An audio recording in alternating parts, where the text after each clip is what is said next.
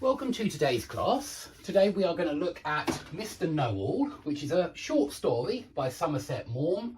It's really quite short as well, not many pages at all, and I like short stories because you don't have to read much to get to the end, and I think that is something that's really quite good when you're learning a foreign language. Yeah, sometimes it's nice when you do things in short pieces because you can read this in one night, certainly, very easily, I think.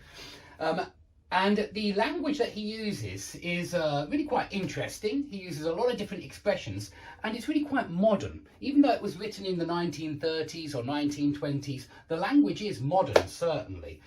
Some of it sounds quite old-fashioned nowadays, but most of it is really quite modern. Now we're going to look at the gerunds, infinitives, participles and bare infinitives as well, that are used in this story, because I think when you pay attention to the grammar in the books that you're reading, it becomes easier to memorize it, yeah, and to use it properly.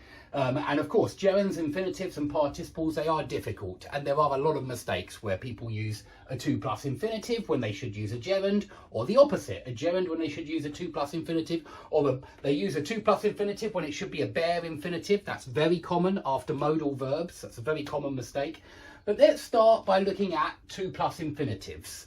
And the first thing I want you to remember is that when you see an adjective, you're probably, I don't want to say definitely, but you're probably going to see a 2+ infinitive after it, okay? There are some situations where gerunds are also possible, I won't lie to you.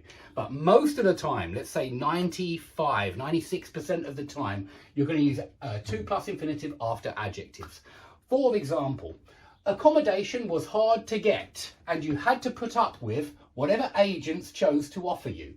Now, here the narrator is talking about accommodation on a ship because he is on a ship from San Francisco to somewhere in Japan. I think I can't remember the name of the city. My geography is very poor and I've never been to Japan, sadly. But he was on a ship from San Francisco to Japan and he was talking about how difficult it was to find, yeah, difficult to find, difficult is an adjective, difficult to find accommodation on the ship. It was difficult to get, yeah, this accommodation. Remember, accommodation means a living space. It's very often used for holidays, yeah. You look at different types of accommodation. You can live in a hotel, you can stay in an Airbnb nowadays, you can go half board, full board. All of this is these are different types of accommodation.